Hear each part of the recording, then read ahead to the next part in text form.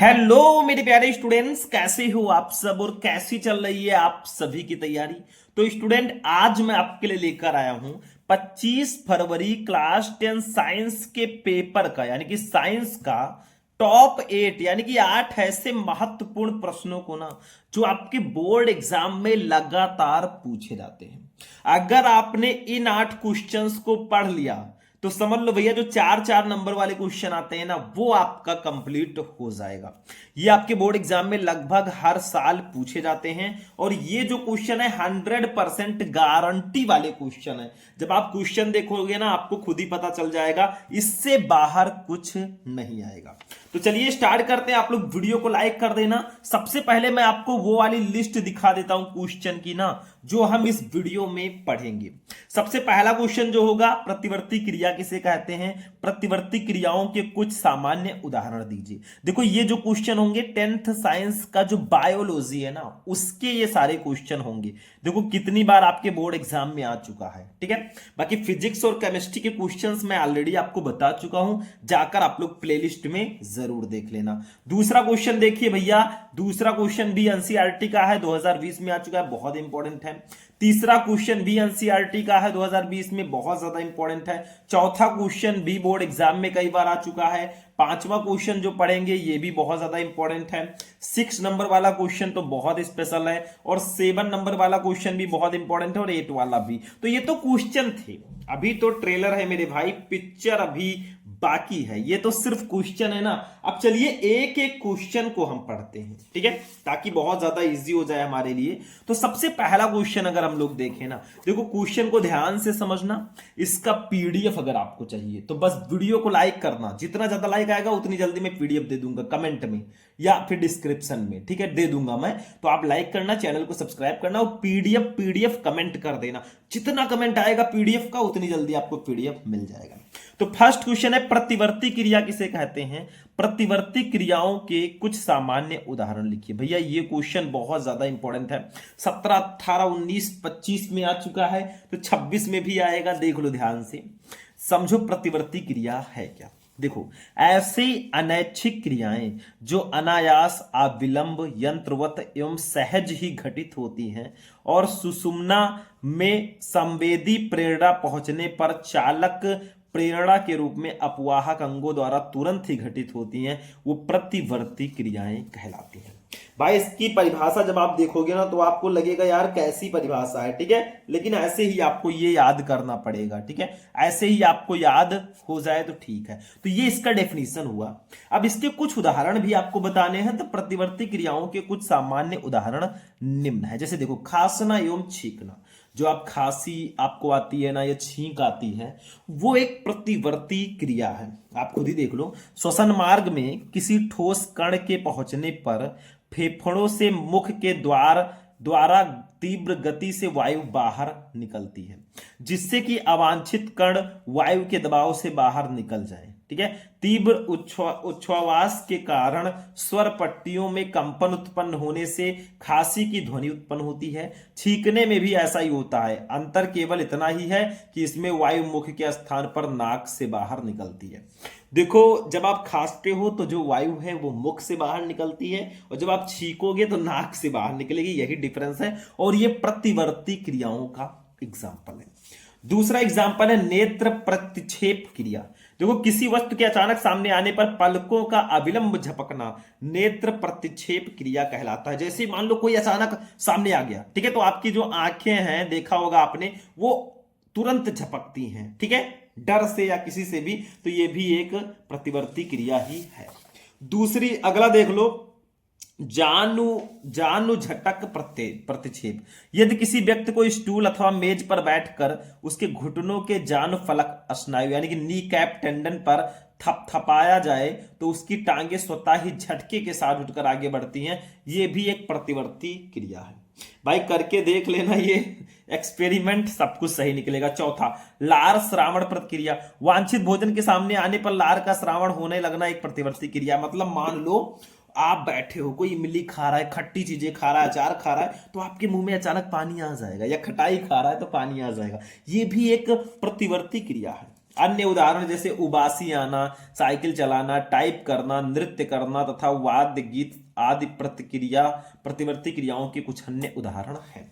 तो ये क्वेश्चन भैया आपके बोर्ड एग्जाम में सीधे लघु उत्तरीय प्रश्नों में आता है, मतलब 4 नंबर में ये क्वेश्चन आता है और इसका आंसर मैंने आपको बता दिया।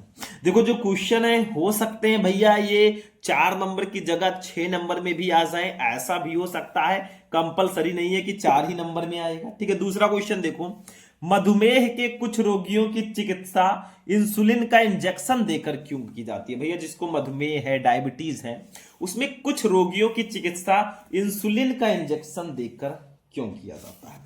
तो भाई इसका भी हम आंसर सीधा सीधा जान लेते हैं, 2020 में एनसीईआरटी का क्वेश्चन है। देखो मधुमेह के कुछ रोगियों की चिकित्सा इंसुलिन का इंजेक्शन देकर इसलिए किया जाता है क्योंकि ये एक प्रमुख हार्मोन है जिसका निर्माण अग्नाशय में होता है। जो इंसुलिन है इसका निर्माण जो है अग्नाशय यानी कि जो पैनक्रियाज हमारे अंदर पाई जाती है ना, उसमें होता है।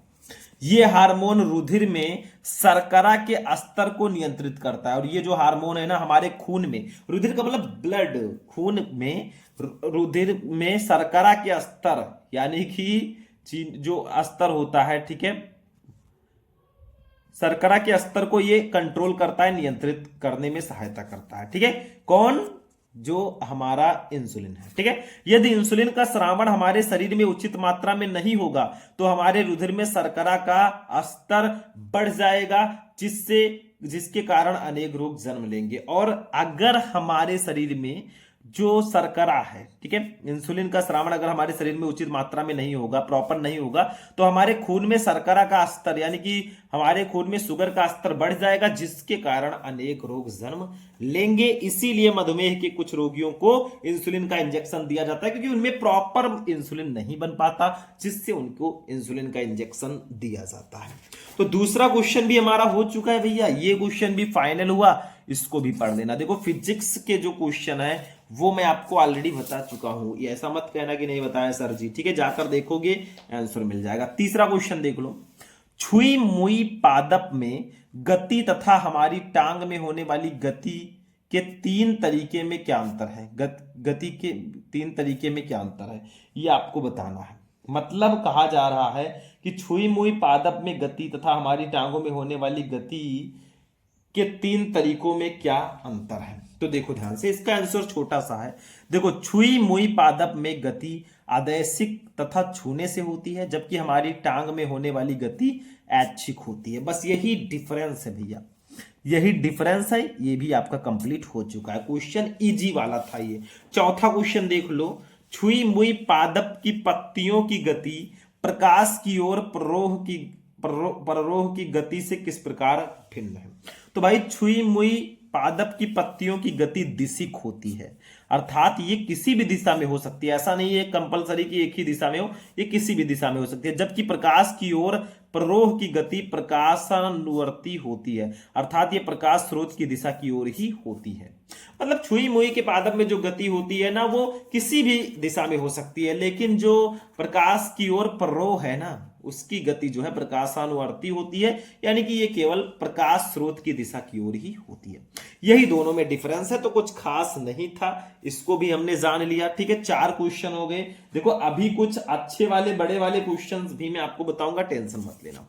ये 5वां क्वेश्चन बहुत इंपॉर्टेंट है और ये 6 नंबर में भी कभी कभी आता है, 4 में तो आएगा ही।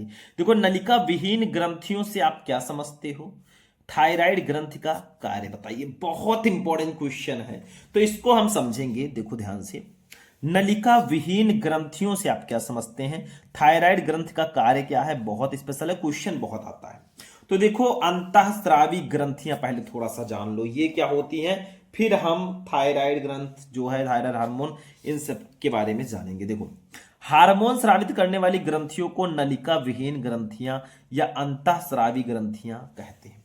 मतलब जो हार्मोन्स को स्रावित करती है ना, उन ग्रंथियों को हम नलिका विहीन ग्रंथियां या अंतःस्रावी ग्रंथियां कहते हैं, क्योंकि इनमें वाहिकाएं नहीं होती।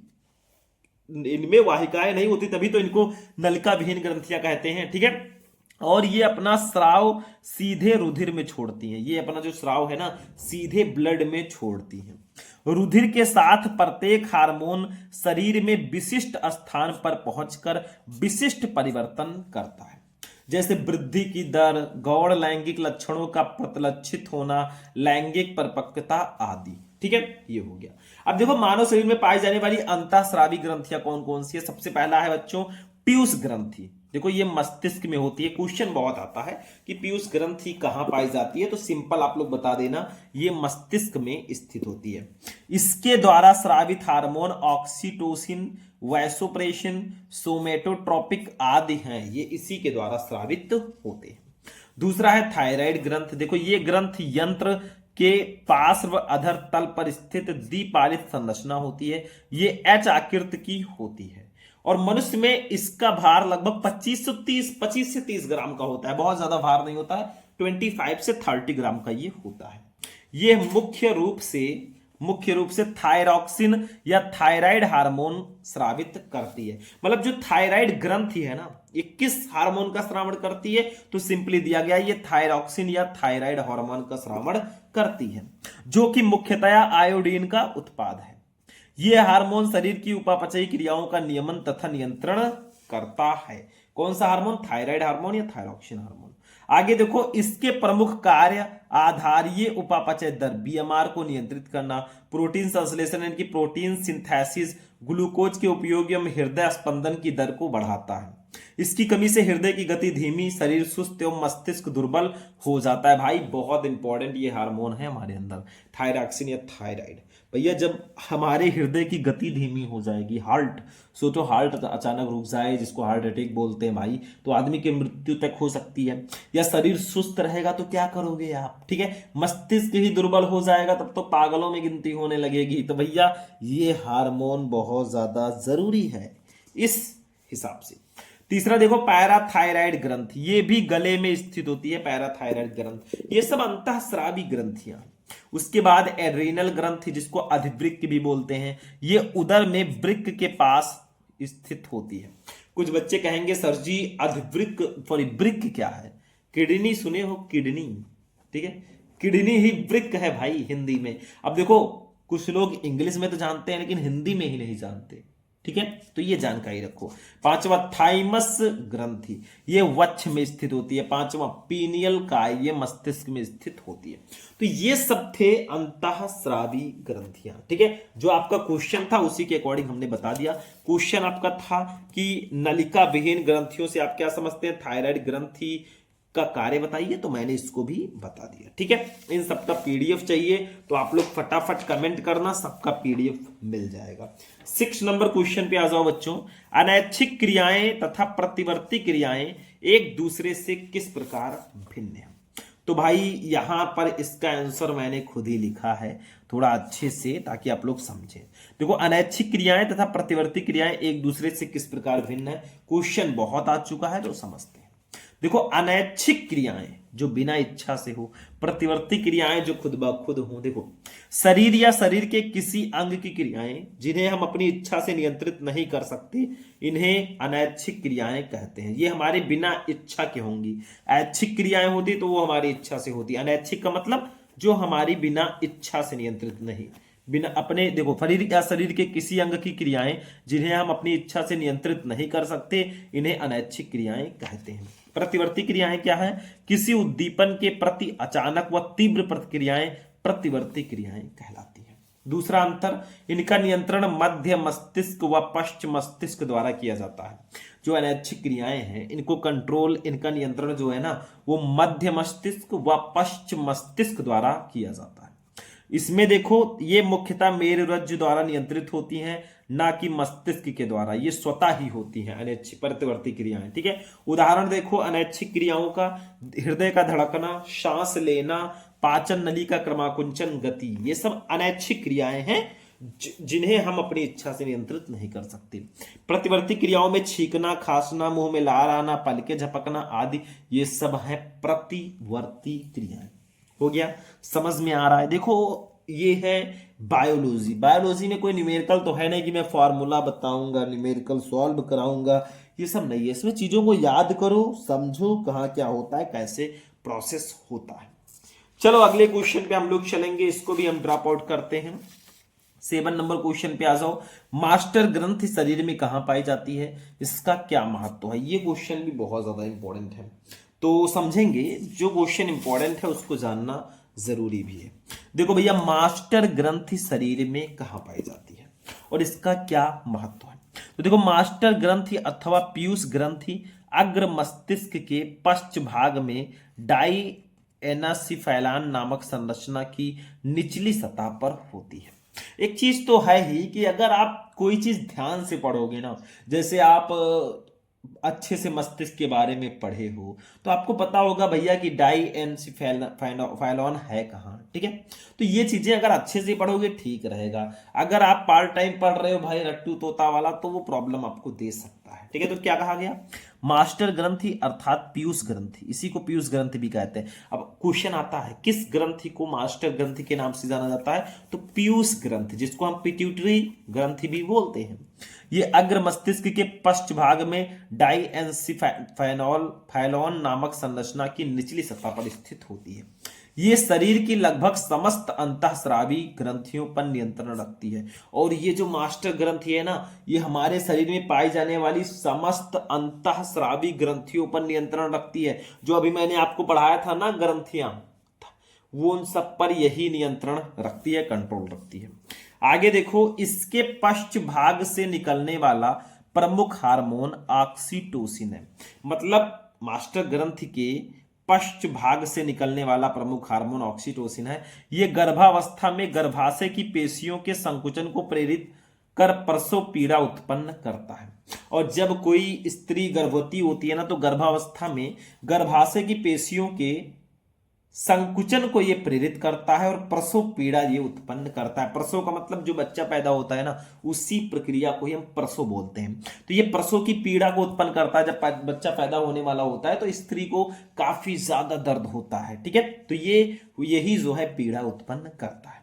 ये दुग्ध ग्रंथियों में दुग्ध श्रावण में सहायता करता है। मतलब जो स्त्रियों में दुग्ध ग्रंथियां पाई जाती है ना, उनके दुग्ध श्रावण में ये सहायता करता है तथा संभोगावस्था में गर्भाशय की भित्ति में संकुचन प्रेरित कर शुक्राणुओं का अंडवाहिनी तक मार्ग प्रशस्त करता है। मतलब ये बहुत इंपॉर्टेंट ग्रंथि है, ठीक है। क्या करता है? ये दुग्ध ग्रंथियों से दुग्ध श्रावण में भी सहायता करता है महिलाओं में। और जब संभोगा अवस्था होती है तो उसमें गर्भाशय की भित्ति में संकुचन प्रेरित कर शुक्राणुओं का अंडवाहिनी तक मार्ग प्रशस्त भी यही करता है। तो ये बहुत ज्यादा इंपॉर्टेंट है मेरे हिसाब से भाई, ठीक है। तो आपका यहां पे भी 4 नंबर समझ लो कंप्लीट हो गया, अगर ऐसे लिख कर आओगे तो। एक क्वेश्चन और है, वो भी मैं बता देता हूं। हमारे इस सीरीज का, इस वीडियो का ये 8वां क्वेश्चन। देखो, हार्मोन तथा विकर क्या होते हैं, आपको समझाना। मतलब हार्मोन और विकर क्या होते हैं। देखो भैया, बहुत इंपॉर्टेंट क्वेश्चन है, तो इसको मिस नहीं कर सकते। हार्मोन क्या है? हार्मोन्स ऐसे रासायनिक संदेश वाहक होते हैं जो अंतःस्रावी ग्रंथि से सीधे रुधिर में स्रावित होकर सारे शरीर में संचारित होते हैं। और इनकी सूक्ष्म मात्रा ही किन्हीं विशिष्ट कोशिकाओं या विशिष्ट अंगों की कोशिकाओं की कार्यकी को वातावरणीय दशाओं की आवश्यकता अनुसार प्रभावित करती है। ये होते हैं हार्मोन। हमारे अंदर बहुत सारे हार्मोन्स पाए जाते हैं। आप जब बायोलॉजी को डीपली पढ़ोगे ना, तो आपको पता चल जाएगा कि कौन से हार्मोन हमारे अंदर पाए जाते हैं, ठीक है। सब हार्मोनल चेंजेस ही तो है। जैसे आप बहुत छोटे थे तो ना आपके पास दाढ़ी थी ना मूछें थी, एकदम एडल्ट भी नहीं थे। अब जब बड़े हुए भाई, हार्मोनल चेंजेस हुआ, तभी तो आप दिखने में थोड़ा एडल्ट लग रहे हैं, किशोर लग रहे हैं, आवाज आपकी भारी भारी सी लग रही है। हार्मोनल चेंजेस आ रहे हैं, मन भटक रहा है, रील्स देखने का मन कर रहा है, ठीक है। आगे समझदार हो। और विकर क्या होते हैं भैया, विकर को भी समझ लेते हैं। विकर का मतलब एंजाइम। एंजाइम देखो, पाचन क्रिया से संबंधित रासायनिक क्रियाओं में कुछ सूक्ष्म मात्रा में पाए जाने वाले पदार्थ विशेष महत्व के हैं जो इन क्रियाओं को उत्तेजित करते हैं तथा चलाते हैं। एंजाइम जो है भैया, क्रियाओं को उत्तेजित करते हैं और चलाते हैं। इन पदार्थों को विकर या एंजाइम कहा जाता है। ये एंजाइम पाचक रसों में होते हैं। ये एंजाइम जो है पाचक रसों में पाए जाते हैं। हमारे अंदर बहुत सारे एंजाइम्स हैं, ठीक है, जो क्रियाओं को मतलब उत्प्रेरित करते हैं। प्रेरित करना है, एंजाइम का काम ही वही है, ठीक है। समझ में आ गया ये क्वेश्चन भैया। आगे बढ़ते हैं। तो स्टूडेंट, आज का जो हमारा लिस्ट था टॉप 8 सबसे इंपॉर्टेंट क्वेश्चन का वो मैंने आपको बता दिया। हो सकता है थोड़ा जल्दी मैंने आपको बताया हो भैया, तो आपको इसका पीडीएफ चाहिए तो कमेंट बॉक्स में पीडीएफ लिख देना, इस वीडियो को लाइक कर देना, चैनल को सब्सक्राइब कर देना और 25 फरवरी को जाकर साइंस के पेपर में छाप देना, पूरे नंबर आपको मिल जाएंगे। चलिए मिलते हैं नेक्स्ट वीडियो में नेक्स्ट टॉपिक के साथ, तब तक के लिए जय हिंद।